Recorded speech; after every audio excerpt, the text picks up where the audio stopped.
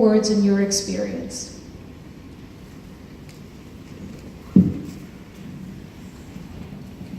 Gender equality and gender empowerment. Before we were talking, my name is Julia, and as she mentioned, at the moment, it's even a surprise for me to be where I am. I never knew that no other women reached this high or this far in this committee.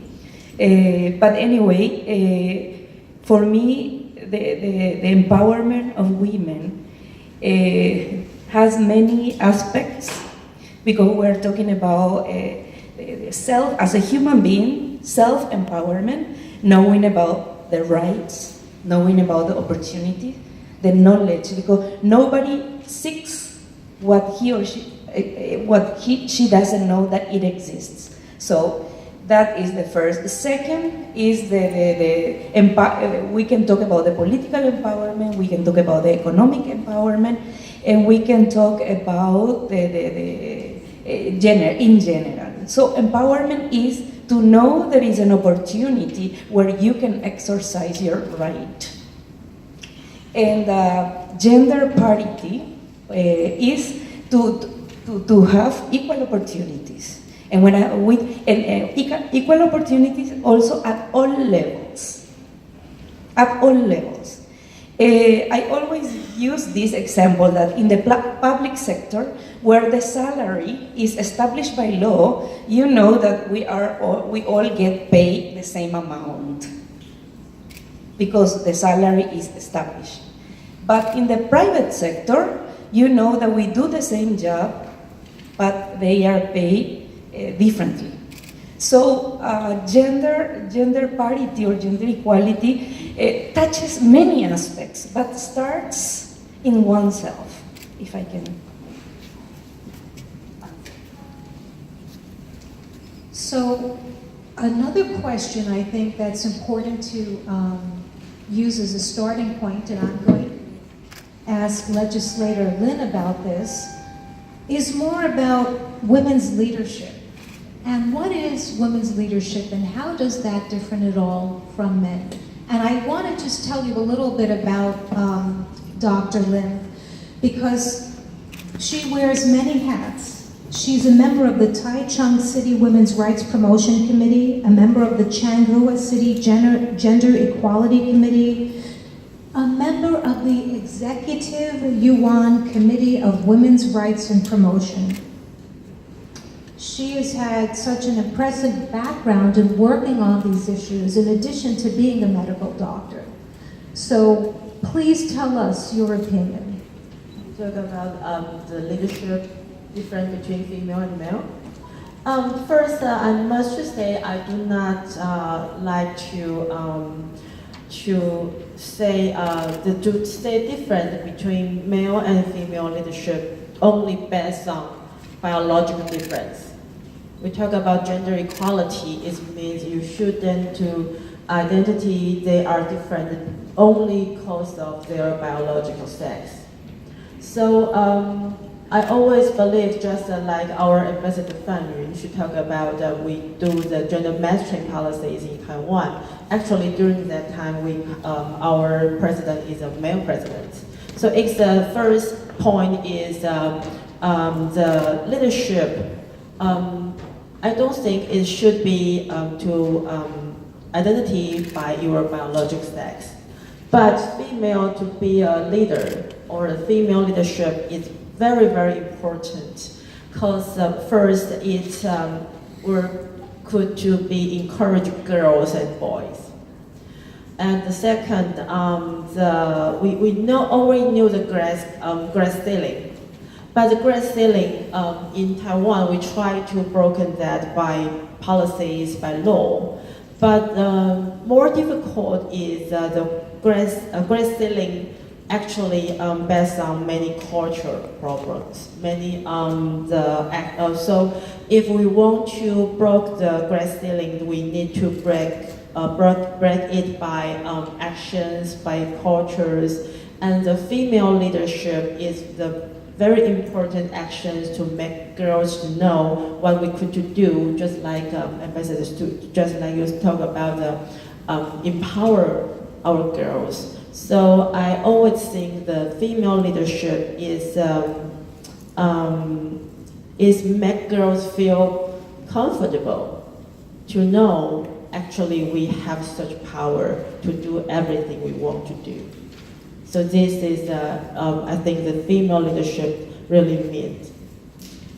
So what you're really saying is when we see women like you in these positions, you serve as a role model to so many other women and to young women and girls who are growing up. And it gives them inspiration to know that could be me too. I could be up there. I could be doing that. That is something that is possible for me, right? And I think all we have the responsibility to create much more space for girls. Let them know actually we do not need to limit it myself only because of my biological sex. So we have the responsibility and all we need to be the role model for girls.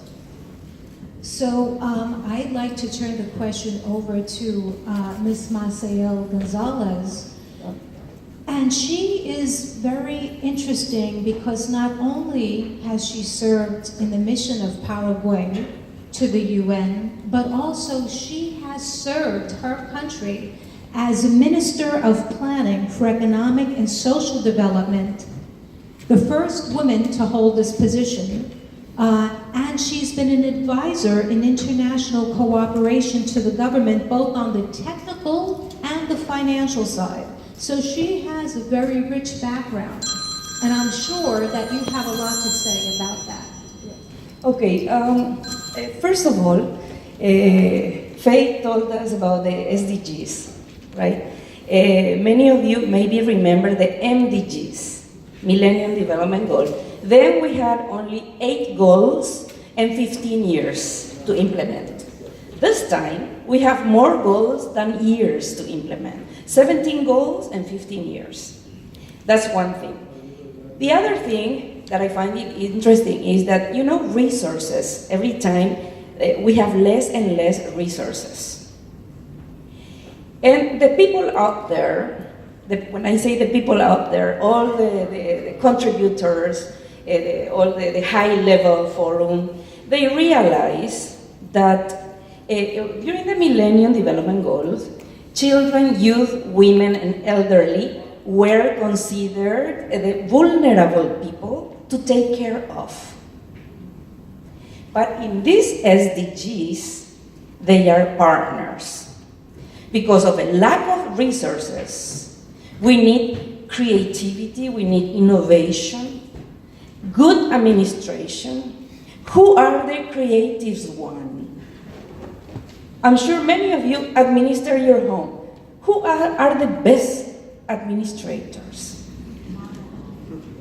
So, they are brought as partners now, key partners, in order to implement these goals. Because we are going to be taking care of these vulnerable people, group, forever and ever, or per secula seculorum, unless we empower them for a sustainability. Empower them to find the way themselves to walk. That's the way I find the two main things. And in this regard, one of the number 5 goals is that we need to bring more women in the decision-making process, political and economic. As she mentioned, I was the first Minister of Paraguay for Economic and Social Development. I accepted the challenge because I was already serving in that ministry. I knew all my colleagues. I knew who worked and who didn't, who cared and who didn't. I mean, they wouldn't fool me. That's one thing. The other thing is that usually politicians, I didn't belong to any party. I wasn't a political figure. They call me because of my knowledge and my preparation in planning, strategic planning. So, and I was lucky that the politicians, they are always looking at some ministries that are more political ministries, such as education, such as health. And planning, you need certain skills. So I was very lucky. I was very blessed. And the other good thing is that it was mentioned here, the importance of sensitive data collection. So, under the planning minister, I also had the statistical office. So while the politicians were talking there with my colleagues, I spoke to them. This is our opportunity to do something. So we worked with the data collection. Every time I went to talk to the president, I say, look, president, there are this percent. I went with numbers.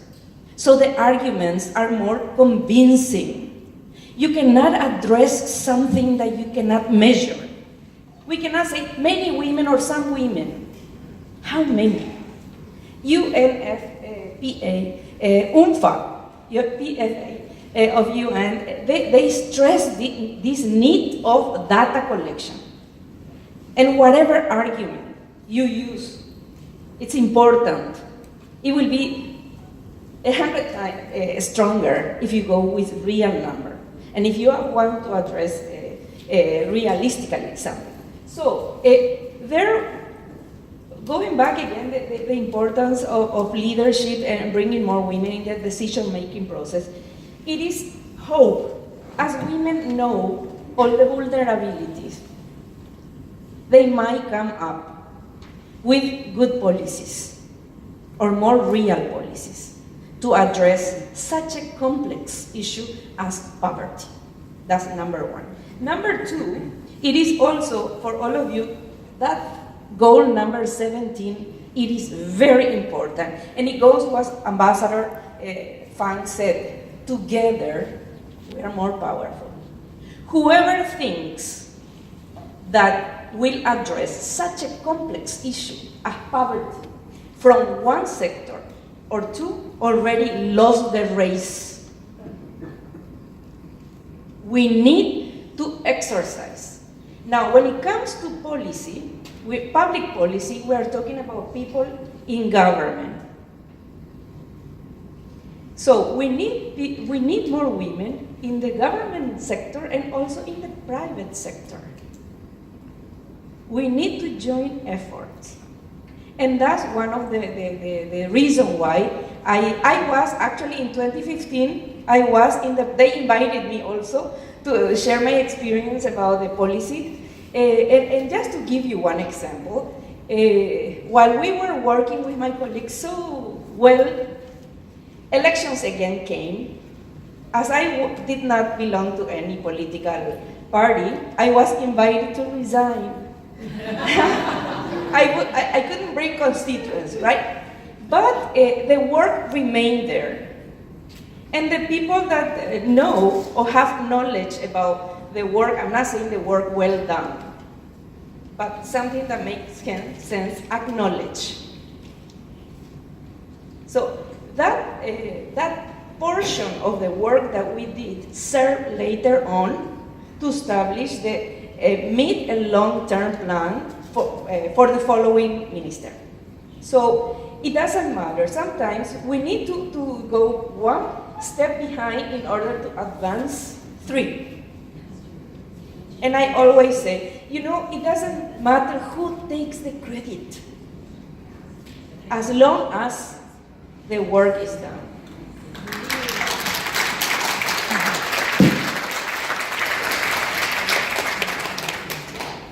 We all appreciate your honesty and sharing your personal experiences with us, because that really informs and gives us the insight and shows us some of the obstacles that we have to face in our life and how we overcome them. one of the important things you brought up was the difference between the MDGs, the Millennial Development Goals, and the SDGs. And the SDGs are universal in the sense that they apply to all member states, whereas before the MDGs did not. They were more restricted and they were exclusive to what was considered developing countries. So the SDGs, I think, are more of an enlightened sense of goals because it recognizes that in each country does have a lot to do to advance its own progress.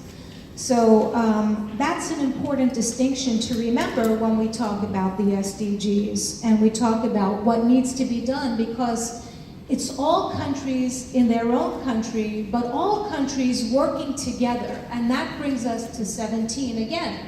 So in that sense, it's very interrelated, and that's good for us to remember. So I'd like to ask you, Dr. Lin, about a specific kind of social policy, if it's a social protection or a policy that you'd like to share with regard to help from Taiwan. You talk the policy to help Taiwan?